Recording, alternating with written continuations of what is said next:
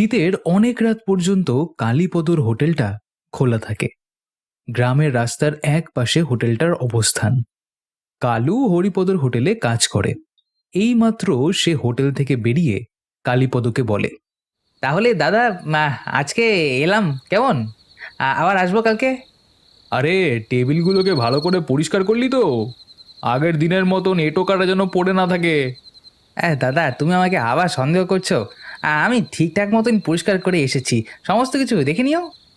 আগের দিনও তো একই কথা বললি, তাহলে ওরকম রক্তের ছিটা লেগেছিল কেন টেবিলে? আরে, সেটা তো আমিও বুঝতে পারছি না দাদা।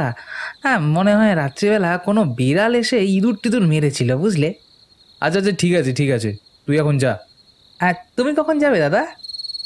আমার যেতে একটু রাত হবে। এখানের কাজগুলো সব গুছিয়ে নিই, হিসেবপত্রগুলো একটু দেখে নিই, তারপর না হয় যাব। কালু এরপর সেখান থেকে হেঁটে আসতে শুরু করলো। এরই মধ্যে চারিদিকে কুয়াশা আসতে শুরু করেছে। কালুর খুব শীত শীত করছে। হ্যাঁ, দাদাকে কতবার বলেছি এই শীতকালটা অন্তত একটু তাড়াতাড়ি আমাকে ছেড়ে দিও, কিন্তু দাদা মানে কিছুতেই আমার কথা শুনবে না। হ্যাঁ, যাকগে, কি আর করা যাবে, আমার ভাগ্যে হয়তো এটাই আছে। যাই একটু হাঁটি, কি ঠান্ডা। বেশি ভাবনা চিন্তা করে লাভ তো নেই। যাই হোক, তাড়াতাড়ি বাড়ি যাই, গিয়ে বরং একটা ঘুম দিয়ে দেব আমি, তারপর আবার সকালে এসে কাজ করতে হবে। ওহ বাবারে! নিজের মনে এইসব কথা বলতে বলতেই সে বাঁশ বাগানের রাস্তাটার কাছে চলে এলো। বহুদূর পর্যন্ত বাঁশ বাগানটা ভূতের জঙ্গলের মতন দাঁড়িয়ে আছে। এই জায়গাটা বরাবরই কালুর খুব ভয় ভয় করে, তাই কালুর চোখটা অজান্তেই বাঁশ বাগানের দিকে চলে গেল। আজকেও ঠাকুরের নাম করতে করতে সে বাগানের ভেতর দিয়ে যাচ্ছে। এমন সময় হঠাৎ করেই তার মনে হলো তার পিছু পিছু কে যেন হেঁটে আসছে। একবার সে থমকে দাঁড়িয়ে পিছন দিকে ফিরে দেখল, কিন্তু কাউকেই সে দেখতে পেল না। কালু ভাবল, ও, ওরে বাবা রে, আজকে আবার এত ভয় করছে কেন কে জানে। সব সময় মনে হচ্ছে আমার আমার কেউ পিছু নিচ্ছে। কি এমন হচ্ছে কেন কে জানে। না, এখানে আর বেশিক্ষণ থাকা যাবে না, তাড়াতাড়ি হাঁটি, এখান থেকে পালিয়ে যাই। হাঁটবার গতি কালু অনেকটাই বাড়ালো। হঠাৎ তার পাশের কয়েকটা বাঁশঝাড় ঝটফট করে উঠল। কালু সেদিকে তাকাতেই দেখতে পেল বাঁশবাগানের ভেতর দুটো লাল চোখ। এই এই ও ওরে ওরে, ওরা কারা? ভয়ে চিৎকার করে উঠতেই চোখ দুটো সেখান থেকে উধাও হয়ে গেল। কালু কোনো মতে নিজেকে সামলে সেখান থেকে দৌড়তে লাগলো। দৌড়তে দৌড়তে সামনে একটি ছায়ামূর্তি দাঁড়িয়ে থাকতে দেখতে পেল সে। প্রচন্ড ভয় পেয়ে কালু চিৎকার করে প্রশ্ন করলো, কে তুমি? কি চাও? আমাকে এভাবে তাড়া করছো কেন? কি চাও তোমরা এখানে? কে তুমি? হঠাৎ সে ছায়ামূর্তিটা মুহূর্তের মধ্যে তার চোখের সামনে এসে দাঁড়ালো। মহিলার ভয়ানক মূর্তি দেখে কালু চিৎকার করে উঠতে যাবে, ঠিক এমন সময় মূর্তিটি তার ধারালো নখযুক্ত হাত দিয়ে গলাটা টিপে ধরল কালুর। কালু আর কোনো কথা বলবার সুযোগ পেল না। মুহূর্তের মধ্যেই ছটফট করতে করতে প্রাণবায়ু বেরিয়ে গেল। মহিলার ভূতটি কালুর মৃতদেহটা ফেলে রেখে দিয়ে সেখান থেকে উধাও হয়ে গেল। দেবাশিস আজ থেকে 5 বছর হলো শহর থেকে গ্রামে উঠে গেছে পৈতৃক সূত্রে। গ্রামের বাড়িতে তার কিছু জমি জমা আছে। তার এক দূর সম্পর্কের কাকা আছে, কালীপদ, সেই জমির দেখাশুনো করে। দেবাশিস বাস রাস্তা থেকে ভ্যান রিক্সাটা পেয়ে গেল অনেক ভাগ্য করে। সচরাচর কেউ এত রাতে ভ্যান নিয়ে যাতায়াত করে না, কিন্তু এই রিক্সাওয়ালা অতি স্বল্পভাষী, কথা বলে না বললেই চলে। তাকে যখন দেবাশিস টাকার অঙ্ক শোনালো, তখন সে নিঃশব্দে যেন রাজি হয়ে গেল। এখনও সে চুপচাপ রিক্সা চালিয়ে যাচ্ছে। বাবা, শীতটা খুব পড়েছে বলুন।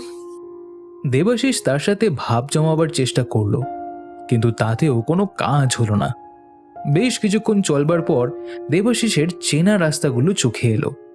কিছুটা পরেই তার কাকার বাড়ি পড়বে। দেখতে দেখতে সেখানেও চলে এলো সে। দেবাশিস ভ্যান রিক্সা থেকে নেমে টাকাটা মিটিয়ে দিল।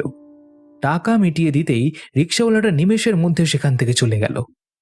তার কাকার মাটির একচালা বাড়িটা এখনো আগের মতনই আছে। দেবাশিস আস্তে আস্তে অনেকটাই রাত করে ফেলেছে। সে তার কাকার ঘরের সামনে দাঁড়িয়ে তার কাকাকে ডাক দিল, কাকা, কাকা, দরজাটা খোলো, আমি দেবাশিস। আরে প্রচণ্ড ঠান্ডা পড়েছে, দরজাটা খোলো। দেবাশিসের গলা পেয়ে হাতে একটি হ্যারিকেন লণ্ঠন নিয়ে বেরিয়ে এলো তার কাকা কালীপদ। গম্ভীর গলায় জিজ্ঞেস করলো, কে কে ডাকে আমাকে? আরে কাকা, আমি দেবাশিস। আস্তে আস্তে বেশ অনেকটা রাত হয়ে গেল, কি আর করবো বলো, যা ঠান্ডা পড়েছে এখানে, বাপরে বাপ, হাত পা জমে যাচ্ছে আমার। ও দেবাশিস, আয় আয়, ভেতরে আয়, ভেতরে আয়। দেবাশিস ভেতরে গিয়ে বসলো। তার কাকা বলল, রাতটা অনেকটা হয়ে গেছে, ঘরে কিছু খাবার আছে, দাঁড়া, তোর জন্য বরং বেড়ে দিই সেগুলোই। কাকা বলছি, তুমি আর তোমার হোটেলটা চালাও না? অনেক রাত পর্যন্ত চলতো তো সেসব। দাঁড়া দাঁড়া, একটু বস, জিরো, বলছি সব কিছু। কিছুক্ষণ পর কালীপদ দেবাশিসের জন্য খাবার নিয়ে এলো রান্নাঘর থেকে। ভাত আর ডাল, তাও ঠান্ডা হয়ে গিয়েছে। দেবাশিস তাও খিদের চোটে সেই খাবারটাই খেতে বসলো। দেবাশিস যখন খাচ্ছে তখন তার কাকা বলল, আসলে এই জায়গাটার নাম খুব খারাপ হয়ে গেছে বুঝলি। আমার সঙ্গে কাজ করতো মনে আছে সেই কালু? হ্যাঁ, থাকবে না কেন, মনে আছে। তাকে ওই বাঁশবাগানে কে বা কারা যেন মেরে ফেলেছিল বুঝলি। তাই জন্য রাতের বেলায় আর হোটেলে কেউ খেতে আসে না, আর খোলাও রাখি না আমি। সে কি, কার কাজ এগুলো? কে জানে, কোনো চোর ডাকাতের হবে হয়তো। কালুকে রাত্রে একা পেয়ে তার ওপর আক্রমণ করেছিল। ইস, এখানে এসে যে এমন একটা খবর শুনতে হবে, সত্যিই ভাবতে পারিনি। দেবাশিস কোনো রকমে ঠান্ডা ভাতগুলো খেয়ে উঠল। ঘুমটা তার প্রচণ্ড আসছিল। কালীপদ তাকে বলল, আজকে আর কোনো কথা নয়, অনেক দূর থেকে এসেছিস, ক্লান্ত হয়ে গেছিস, আজকে বিশ্রাম নিয়ে গে, যা যা বলবার কালকে বলবি, সব শুনবো আমি। অন্ধকার ঘরে গায়ে কাঁথা দিয়ে দেবাশিস শুয়ে পড়ল। রাত তখন অনেকটা। একটা ভীষণ দুঃস্বপ্ন দেখে দেবাশিসের ঘুমের চটকাটা ভেঙে গেল। ঘরটা প্রচণ্ড ঠান্ডা হয়ে গেছে। কোথা থেকে যেন প্রচণ্ড বাতাস হু হু করে ঢুকছে। সে উঠে বসে এদিক ওদিক তাকিয়ে খোলা জানলাটা দেখতে পেল। সেই জানলা দিয়ে ঠান্ডা বাতাস প্রবেশ করছে। উঠে গিয়ে জানলাটা বন্ধ করতে যাবে এমন সময় জানলার বাইরে দেখতে পেল হ্যারিকেন হাতে তার কাকার মতন একটা লোক হেঁটে রাস্তার দিকে চলে যাচ্ছে। বেশ কিছুক্ষণ লক্ষ্য করবার পর বুঝতে পারল সেটা তার কাকাই। সে ভাবল, কাকা এত রাতে যাচ্ছে কোথায়? ব্যাপারটা দেখতে হচ্ছে তো। এই বলল রাতের বেলায় নাকি হোটেল খোলে না, তাহলে এখন যাচ্ছে কোথায়? এই ভেবে দেবাশিস ঘর থেকে চুপি চুপি বেরিয়ে এলো। হাতে কোনো আলো নেই, আকাশ পরিষ্কার, চাঁদের আলোয় রাস্তাটা হালকা দেখা যাচ্ছে। দেবাশিস সেই রাস্তা দিয়ে হাঁটতে শুরু করলো। দূরে কুয়াশার মধ্যে হ্যারিকেনের আলোটা ক্রমশ মিলিয়ে যাচ্ছে। হাঁটতে হাঁটতে দেবাশিস বাঁশবাগানের রাস্তায় চলে গেল। বাঁশগুলো মর্মর শব্দ করে অদ্ভুত একটা আওয়াজ সৃষ্টি করছে। এই পর্যন্ত এসে দেবাশিসের ধোঁকা লাগলো। আরে, এখানে এসে আলোটা গেল কোথায়? কি ব্যাপার হলো? দেবাশিস দাঁড়িয়ে দাঁড়িয়ে এই সব ভাবছে এমন সময় একটা ঠান্ডা হাত তার কাঁধে এসে পড়ল। প্রচণ্ড ভয় এসে ঘুরে দাঁড়াতেই মুখের সামনে দুটো লাল চোখ দেখতে পেল সে। তার সাথে ভয়ানক নারী কণ্ঠে প্রেত মূর্তি বলে উঠল, আজ তোকে মেরে ফেলবো আমি, তোর ঘাড় মোটকে আমি রক্ত খাবো। আচমকা এমন ঘটনার সম্মুখীন হয়ে দেবাশিস প্রচণ্ড ভয় পেয়ে গেল। সে চিৎকার করে বলে উঠল, আমাকে আমাকে দয়া করে ছেড়ে দাও, আমি কিছু করিনি, আমাকে ছেড়ে দাও। তারপর দেবাশিস দিক বিদিক জ্ঞান শূন্য হয়ে প্রচণ্ড জোরে দৌড়তে লাগলো। তার সাথে সেই প্রেত মূর্তিও দেবাশিসের পেছন পেছন দৌড়তে লাগলো এবং চিৎকার করে বলতে লাগলো, যেখানেই পালাস না কেন, আমার হাত থেকে কিছুতেই বাঁচতে পারবি না। তোকে আজ আমি মারবই। অন্ধকারে দৌড়তে দৌড়তে একবার পাথরে হোঁচট খেয়ে দেবাশিস রাস্তার উপর হুমড়ি খেয়ে পড়ল। একটা পাথরের কানা তার মাথায় লেগে রক্ত বেরিয়ে গেল। দেবাশিস ভয়ে এবং বেদনায় সেখানেই অজ্ঞান হয়ে পড়ল। চোখ যখন খুলল তখন তার সামনে কাকার মুখটা ভেসে উঠল। কালীপদ তাকে ব্যস্তভাবে জিজ্ঞেস করল, কিরে কিরে দেবাশিস, কালকে রাতে তুই কোথায় চলে গেছিলিস? রাস্তায় ওভাবে অজ্ঞান হয়ে পড়েছিলিস কেন? তোকে বাড়ির বাইরে কে যেতে বলেছিল? দেবাশিস ভাবতে পারছে না যে সে বেঁচে আছে। প্রথমে তো তার মুখ থেকে কোনো কথাই বের হলো না। তারপর অনেক কষ্টে সে বলল, কাকা, তুমি তুমি কালকে রাত্রে কোথায় গিয়েছিলে? হ্যাঁ, আমি আমি আবার কোথায় যাব? আমি তো ঘরেই ঘুমোচ্ছিলাম রে। তুই কি সব আবোল তাবোল বলছিস? না কাকা, কালকে রাত্রে হঠাৎ আমার ঘুমটা ভেঙে গিয়েছিল। তখন তখন বাইরে তাকিয়ে দেখলাম তুমি তুমি তুমি হ্যারিকেন হাতে কোন দিকে যেন হেঁটে যাচ্ছ। বলিস কি রে, হ্যারিকেন নিয়ে হেঁটে যাচ্ছিলাম আমি? আমার মতন লোক? হ্যাঁ, একদম হুবহু যেন তুমি। আমি স্পষ্ট দেখলাম। আমি সেই কারণে ঘর থেকে বেরিয়ে তোমার পিছু নিয়েছিলাম, কিন্তু বাঁশতলার কাছটায় আসতেই হঠাৎ করে সবকিছু যেন উধাও হয়ে গেল। আর তারপর তারপর তারপর তারপর কি দেখলি তুই? হঠাৎ করেই দুটো লাল চোখ আমার সামনে এসে দাঁড়ালো। আমি ভয়ে সেখান থেকে পালিয়ে যেতেই যাচ্ছিলাম। তারপর কিছুতে যেন একটা হোঁচট খেয়ে পড়ে গেলাম। এই পর্যন্ত বলে দেবাশিস থামল। তার মনের মধ্যে থেকে ভয়ে তখনও যায়নি। আসলে এরকম বিপদের মধ্যে আগে কোনোদিন সে পড়েনি। কালীপদ গভীর ভাবনায় মগ্ন হয়ে গেছে। কিছুক্ষণ পর বলল, হ্যাঁ, আমি বুঝতে পারছি, বুঝলি। আসলে তোকে আগেই বলেছিলাম এখানে একটা ভৌতিক উপদ্রব শুরু হয়েছে।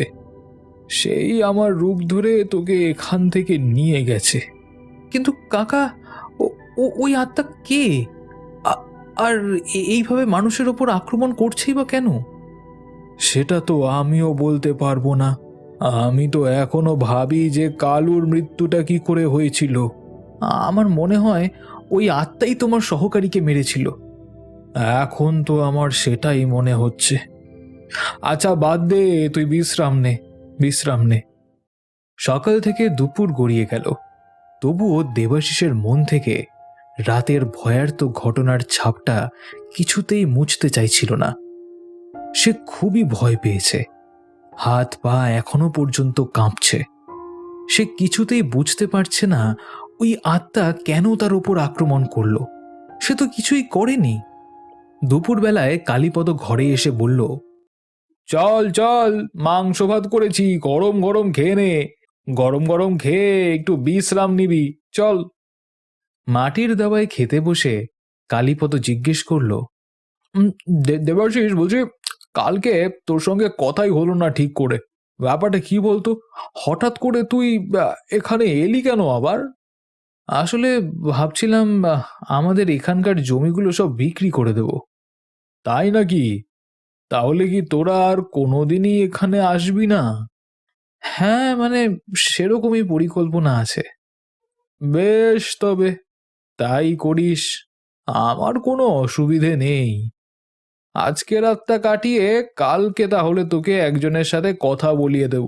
সে হয়তো জমিগুলো কিনলেও কিনতে পারে। আচ্ছা কাকা, তাই হবে। এরপর বিভিন্ন গল্পগুজব করতে করতে তারা খাওয়া শেষ করল। কিন্তু কালীপদর মনে অন্যরকম ভাবনা চলছে, সেটা দেবাশিস বুঝতে পারল না। রাত নামতেই কালকে রাতের ভয়টা আবার যেন দেবাশিসকে পেয়ে বসল। দেবাশিস ধীরে ধীরে মনে সাহস সঞ্চয় করে ভাবতে লাগলো, আমার কি এতটাই ভুল হতে পারে? কালকে আমি স্পষ্ট কাকাকে দেখলাম, কিন্তু কিন্তু কাকা তো পুরোপুরি অস্বীকার করলো। না, আজকে রাতে আমাকে একবার নজর রাখতে হবে। রাতটা নামলো। ইতিমধ্যে তার কাকা হোটেল থেকে ফিরে চলে এসেছে।